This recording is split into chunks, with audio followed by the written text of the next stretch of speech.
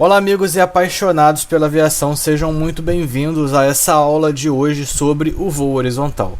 Esse é um dos conceitos fundamentais da aviação e entender como uma aeronave se mantém em voo reto e nivelado é essencial para os pilotos. Vamos explorar juntos os princípios físicos que tornam isso possível, discutindo as 4 forças envolvidas e como elas se equilibram durante o voo. Estão preparados? Então vamos lá! Primeiramente vou trazer para vocês o conceito de voo horizontal, que nada mais é do que o momento do voo em que uma aeronave mantém uma trajetória reta e uma altitude constante. Em outras palavras, o avião não está subindo nem descendo, apenas se deslocando paralelo ao solo. Para que isso possa acontecer, as 4 forças que atuam sobre a aeronave devem estar em equilíbrio. Vamos conhecer cada uma dessas forças. Nós temos a tração, que é fornecida pelo grupo motopropulsor, que contrabalanceia o arrasto, que é a resistência do ar contra o movimento da aeronave. Nós temos a sustentação, que é gerada pelas asas, que contrabalanceia o peso da aeronave, que é gerado pela força da gravidade. E para que o voo seja horizontal com velocidade constante, a sustentação deve ser igual ao peso e a tração deve ser igual ao arrasto. Agora vamos entender um pouco mais sobre essas 4 forças fundamentais para o voo horizontal. Nós temos a sustentação, que é a força que mantém a aeronave em voo. Ela é gerada pelas asas graças ao formato específico do perfil aerodinâmico e depende da velocidade do ar sobre as asas e também do ângulo de ataque. Em oposição à sustentação, nós temos o peso, que é a força da gravidade puxando a aeronave para baixo. Nós temos a tração, que é a força gerada pelos motores que impulsiona a aeronave para frente, e a sua função é vencer o arrasto, que é a resistência do ar contra o movimento. Lembrando que, em um voo horizontal com velocidade constante, a chave é o equilíbrio dessas forças. Quando a sustentação se iguala ao peso, o avião permanece na mesma altitude. Quando a tração se iguala ao arrasto, a velocidade se mantém constante. Se uma dessas forças for alterada, o equilíbrio vai se romper. Por exemplo, se o piloto aumentar a potência dos motores, a tração vai aumentar e o avião começará a subir ou acelerar. Agora, se o arrasto aumentar, o avião começará a perder altitude e diminuir de velocidade. Esse equilíbrio dinâmico é o que torna o voo controlado e seguro. Bom, vamos falar agora sobre o ângulo de ataque crítico num voo horizontal. Sabemos que o ângulo de ataque pode ser positivo, negativo ou nulo. Já vimos isso anteriormente. E esse ângulo estando positivo, ele gera sustentação. E quanto maior for o ângulo, maior será a sustentação gerada por essa aeronave. Porém, há um limite para isso. Ou seja, uma sustentação máxima.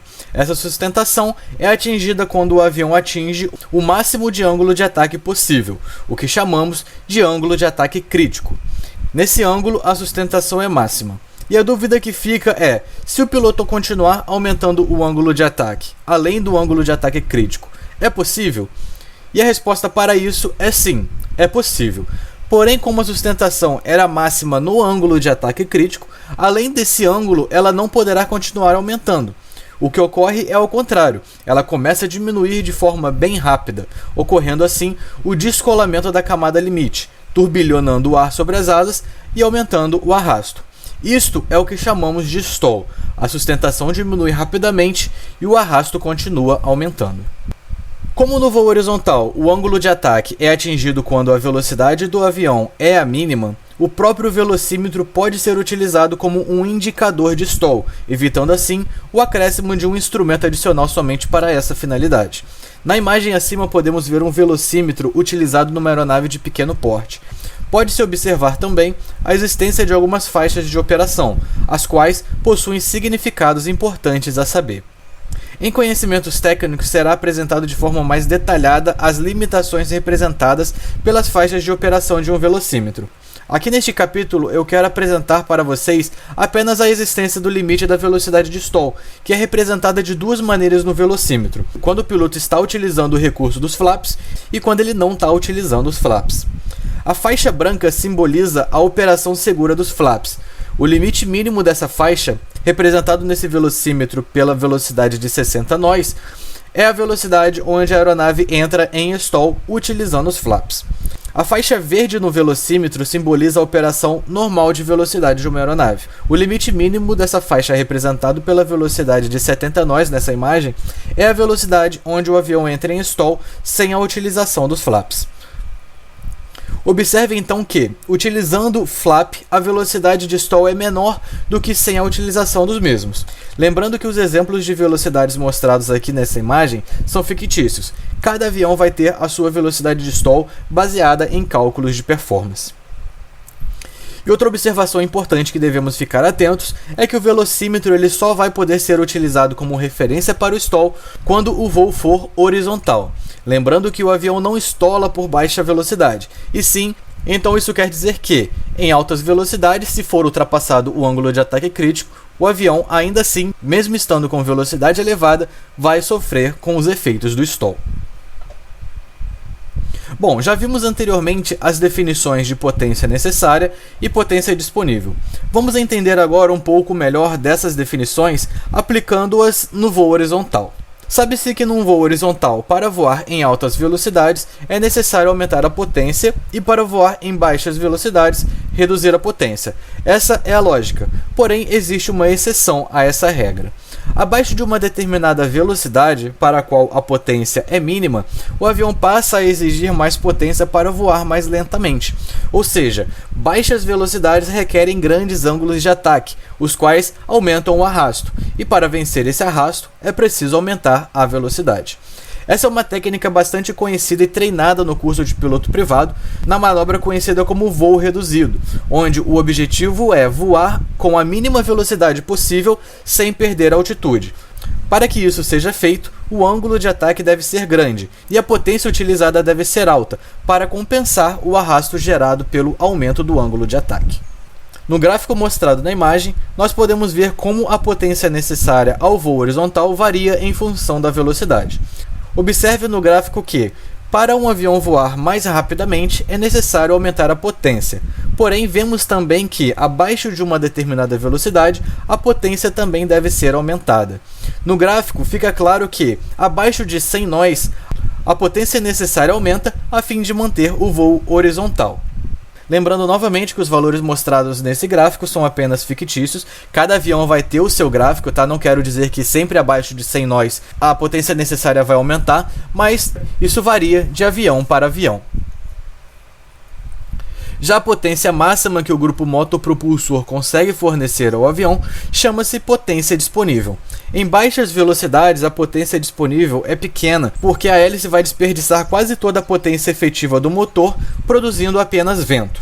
À medida que a velocidade vai aumentando, a hélice passa a aproveitar melhor a potência efetiva do motor e assim a potência disponível aumenta, até atingir o seu valor máximo na velocidade de voo para a qual a hélice foi construída. Depois disso, o rendimento da hélice começa a diminuir novamente, conforme podemos ver no gráfico de potência disponível. E aqui nós temos um exemplo de uma aeronave efetuando aí um voo reduzido, para voar próximo ao paraquedista. Ele está tendo que diminuir bastante a velocidade, para isso, para manter o voo horizontal, conforme vimos, ele teve que aumentar muito o seu ângulo de ataque. E para vencer esse arrasto gerado pelo aumento do ângulo de ataque, a potência necessária aumentou, e a aeronave teve que aumentar a sua potência. Esse é o famoso voo reduzido. Vocês vão ver essa manobra no curso prático de piloto privado, onde vocês irão treinar isso aí e vocês vão relembrar, vão lembrar dessa aula que está tendo agora, quando estiverem realizando aí essa manobra, beleza? Bom, no voo horizontal é possível manter diversas velocidades, as quais todo piloto deve ter conhecimento. As velocidades envolvidas no voo horizontal são a velocidade máxima, que é a maior velocidade possível em voo horizontal, a velocidade de máximo alcance, que é a velocidade que permite voar a maior distância com uma dada quantidade de combustível. Temos a velocidade de máxima autonomia, que é a velocidade que permite voar o máximo de tempo possível com uma determinada quantidade de combustível. Temos a velocidade mínima, que é a menor velocidade para a qual é possível voar em velocidade constante. E temos a velocidade de stall, que é a menor velocidade possível em voo horizontal.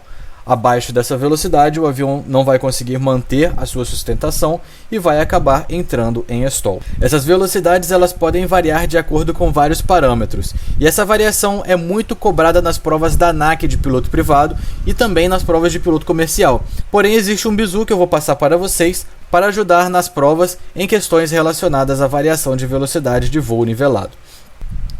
Mas antes vamos entender as variações para depois mostrar o bizu. As velocidades no voo horizontal podem variar da seguinte forma: de maneira diretamente proporcional à potência, ao peso, à altitude e à carga lá, e de maneira inversamente proporcional à densidade, à área da asa e ao coeficiente de sustentação. Sei que é difícil memorizar tudo isso, e é por isso que existe o bizu. O bizu é a gangorra. Cada quadrado da gangorra representa um dos parâmetros vistos anteriormente. E para memorizar essa sequência, criamos a seguinte frase: veículo policial perseguindo alienígena carregado de armas cósmicas, e o número da viatura que estava perseguindo era 53, para saber que antes do apoio da gangorra temos 5 elementos e após o apoio temos 3 elementos. Fica fácil, então, agora memorizar todos os elementos da gangorra e também a sua sequência. Vamos agora a um exemplo de utilização da gangorra, mas antes uma pequena e muito importante observação. Esse bizu pode ser utilizado para todas as velocidades do voo horizontal, com exceção da velocidade máxima. Para essa, vamos ter uma gangorra especial que veremos mais à frente. Vamos então agora ao exemplo. O que acontece com a velocidade de stall se a densidade aumentar? Nós vemos que a densidade fica do lado direito da nossa gangorra e a velocidade, de stall está do lado esquerdo da gangorra. Dessa forma, se a densidade aumentar, nós teremos aí uma elevação do lado direito da nossa gangorra e, consequentemente, o lado esquerdo vai diminuir. E a velocidade está do lado esquerdo, então essa velocidade vai diminuir. Outro exemplo, o que acontece com a velocidade de máximo alcance se a altitude aumentar. Nós vemos que a altitude está do lado esquerdo da nossa gangorra e a velocidade também está do lado esquerdo da gangorra. Dessa forma, se a gente aumentar a altitude, nós teremos aí uma elevação do lado esquerdo da gangorra, onde também está a nossa velocidade, então teremos também um aumento aí da velocidade de máximo alcance, beleza? Vamos ao terceiro exemplo. O que acontece com a velocidade máxima se a altitude aumentar?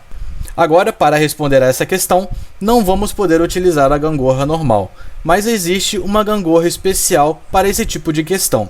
Se você observou bem, essa é a velocidade máxima, e a gangorra normal ela não serve para as questões relacionadas à velocidade máxima. Para responder a essa questão, vamos utilizar a gangorra especial, que nada mais é do que praticamente a mesma gangorra, porém permutando o peso e a altitude com a densidade. Teremos assim a gangorra especial utilizada para responder questões sobre velocidade máxima. Tá? Então vamos lá, vamos responder a nossa questão. O que acontece com a velocidade máxima se a altitude aumentar? Nós vemos que a altitude agora está do lado direito da nossa gangorra e a velocidade máxima está do lado esquerdo da gangorra. Se aumentarmos a nossa altitude, estaremos elevando aí o lado direito da gangorra e, consequentemente, diminuindo aí a nossa velocidade, Então fica muito fácil a gente responder esses tipos de questões na prova da ANAC. Basta memorizar as gangorras, Memorizando a gangorra normal, você já consegue aí também memorizar a gangorra especial, pois basta fazer a mudança de parâmetros e você vai conseguir responder qualquer questão sobre velocidade de voo horizontal nas provas da ANAC. Só fica muito atento com a velocidade máxima. Não esqueça que quando a questão trazer velocidade máxima, você deve utilizar a gangorra especial. Não esqueça disso, pelo amor de Deus. Então vamos lá. E para finalizar, vamos entender como o arrasto varia em função da altitude. Ao subir, o ar consequentemente começa a ficar menos denso, e devido a isso, podemos imaginar que o arrasto diminui com a altitude, devido à menor densidade do ar. Porém, esse pensamento está totalmente equivocado. Apesar de parecer estranho, o arrasto não diminui com a altitude, e isso acontece porque devido à diminuição da densidade com a altitude, a sustentação também diminui, dificultando assim o voo horizontal.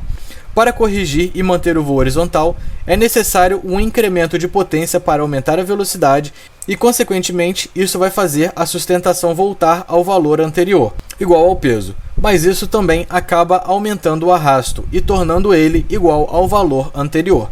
Dessa forma, vemos que, independente da altitude, o arrasto é igual num voo horizontal.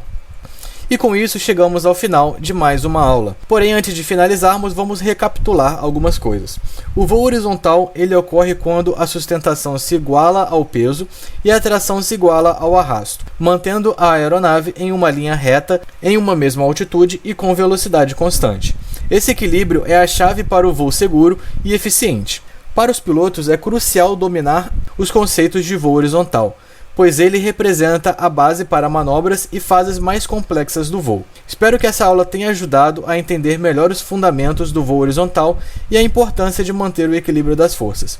Se você gostou desse conteúdo, não deixe de se inscrever no nosso canal e curtir os nossos vídeos. Deixe as suas dúvidas nos comentários para ajudar esse vídeo a atingir cada vez mais pessoas, fazendo esse canal crescer cada vez mais. Muito obrigado por assistir e até a próxima aula.